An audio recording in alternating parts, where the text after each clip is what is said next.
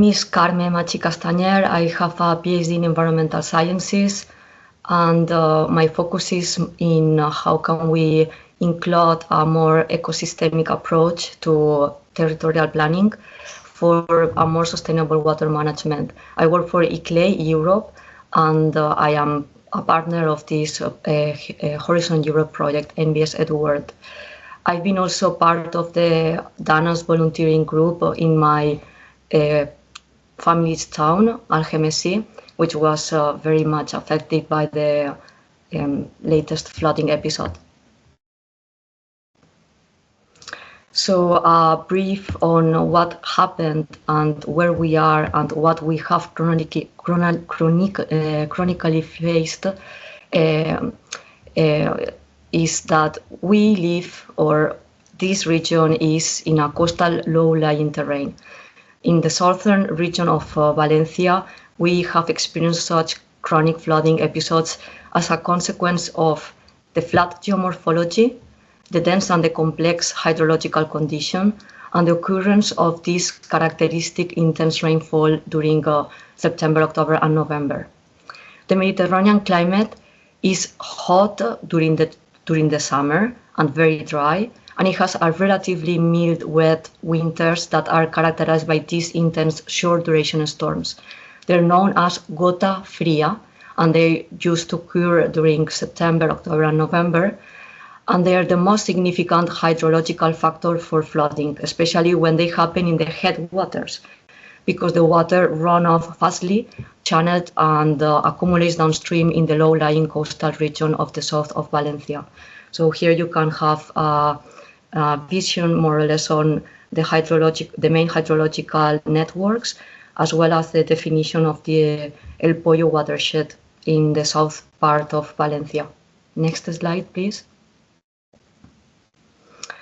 As it is an almost flat or gently sloping terrain with this hydrological complex network, you can see that most of the rivers, they tend to come into a lagoon that is located in the south part of Valencia. It's called La Albufera, and it has historically been susceptible to receiving this over-exceeding flooding.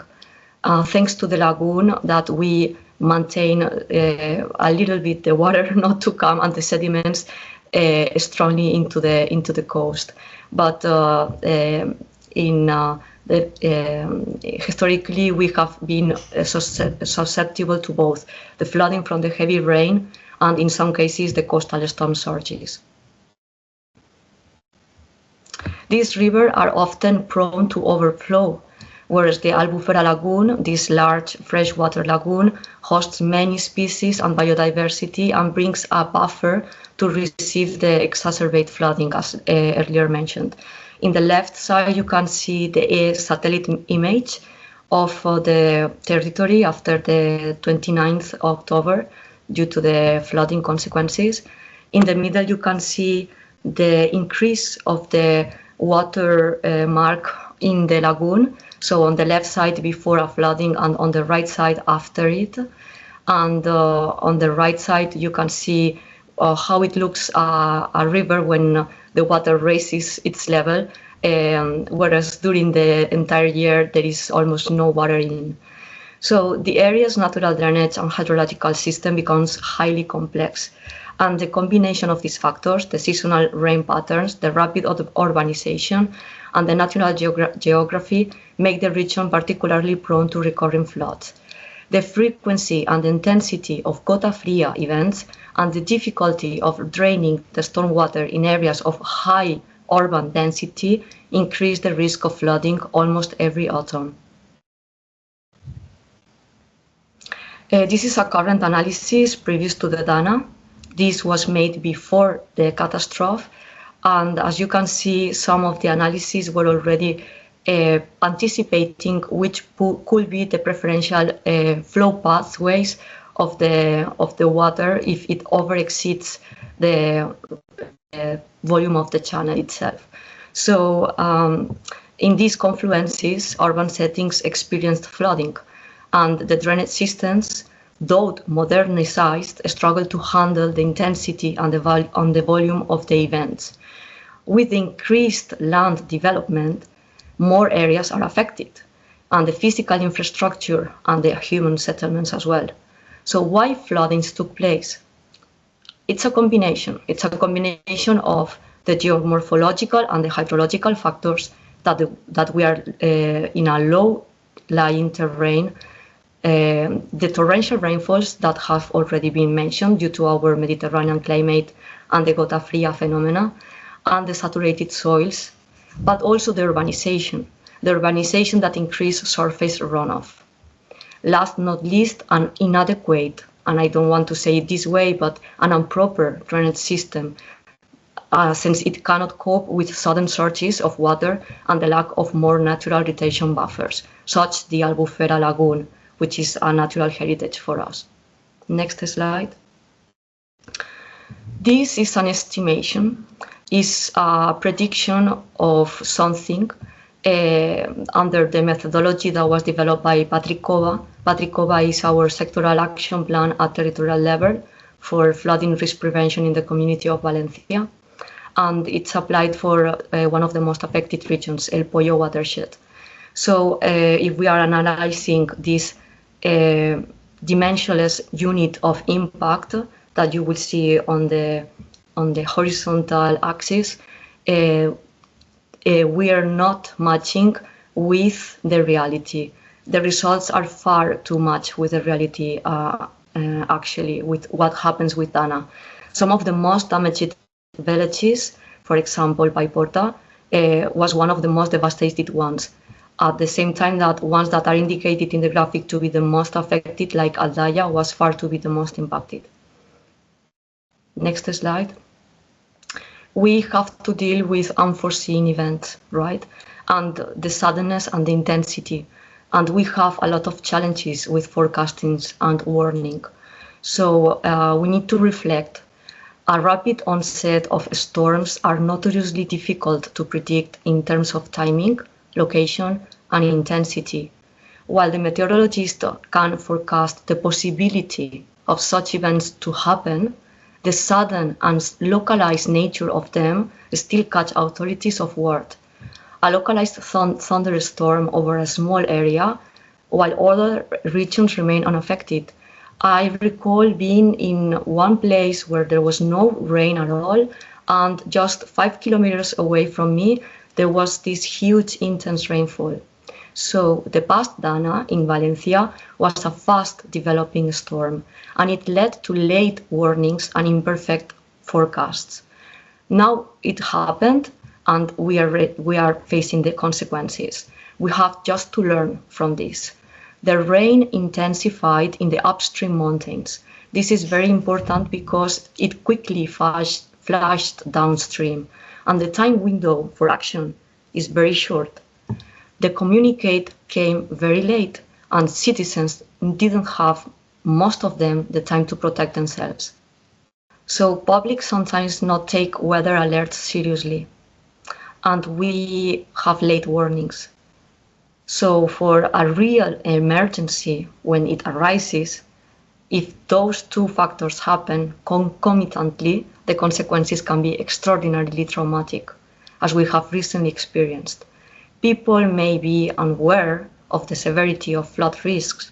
However, technicians, administrations, authorities in charge of watershed and land use zoning and planning are sometimes permissive with new developments and with underestimating the tendency to increase danger with climate change.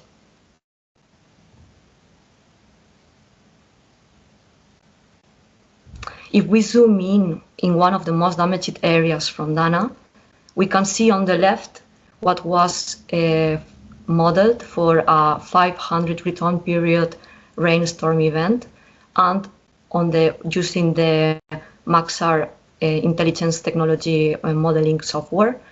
And on the right side, we can see an aerial picture of the region after the damage, with some analysis of which were the preferential pathways of the water. And it's clear that this was over a 500 return period estimation. So this will be one thing to consider. And the other is the way water was just going all through the entire settings, urban settings and industrial areas. So this will be a second point to consider as well. There is also here highlighted on the left before and on the right after the Dana episode, industrial development that was completely devastated by the Dana. And it's actually in a quite conflictive place that makes us understand which are the dynamics and where we should or shouldn't have built in the recent years. Next slide. Flood waters left behind us a real mess of mud. So now that we already explained factors and highlighted some of the situations, we need to think about how can we assist. We have to coordinate, support, map tasks, and do an aid efforts. After this mess of mud, silt, and debris, buildings, roads, and other infrastructures are heavily damaged. Contaminated water starts to pose serious health risks. We formed a spontaneous volunteering group in WhatsApp in my home village and divided groups by tasks for debris removal, cleaning and disinfection, providing supplies. Our group of volunteers coordinated the aid efforts, sharing a map and an Excel sheet spread, appointing the location that required attention. And we were in a certain mode using citizen science. So it was a way to use this collaborative map to try to raster and coordinate actions conducted by the group. In red, it was the hands needed, in blue, the supplies or machinery, in orange, the volunteering services, in green, the parking places, in purple, the pickup points, all linked into a Google map to identify locations. In addition, the volunteers arriving in person from many places of the country were coordinated by the volunteering, a spontaneously created volunteering group that was trying to coordinate in the main pavilions of the village. We were including new tasks with its location, task description, and tools needs. We were also including a column with people to sign up for a task, and then another to confirm that the task was concluded.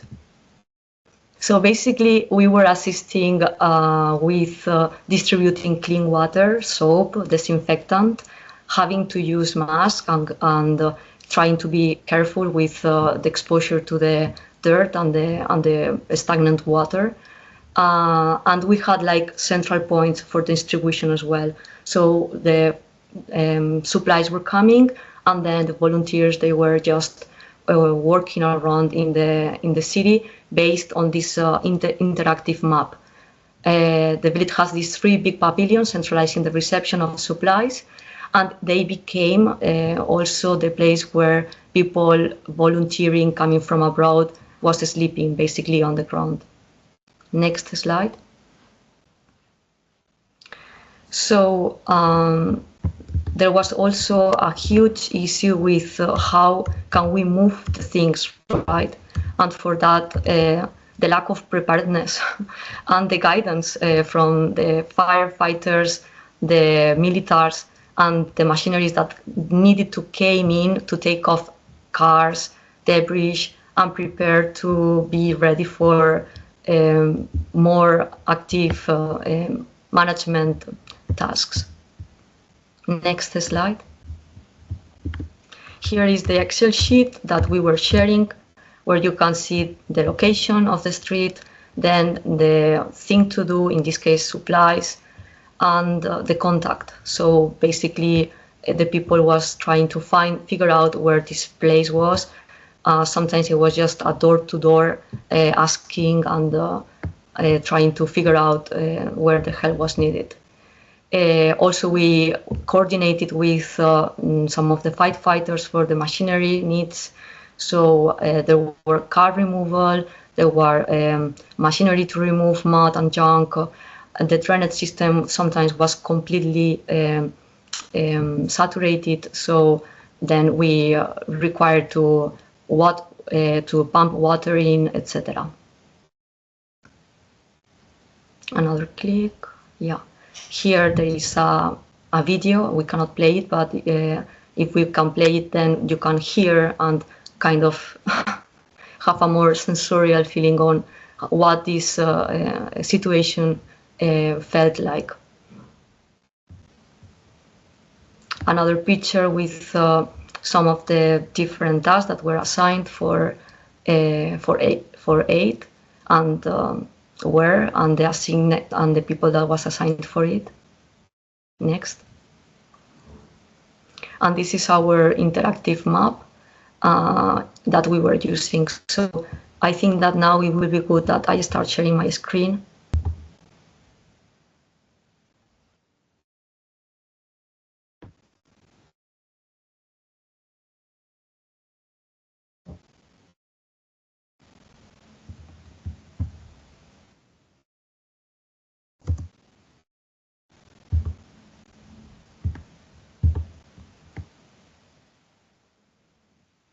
So basically, this is the interactive map where we have the machinery, the hands, aid. We also have the supply, showing which are the locations, and also the parking areas, because it was quite difficult to arrive by cars. Many times people just had to leave the car 2 or 3 kilometers away and then walk. All this was linked obviously to the Excel sheet.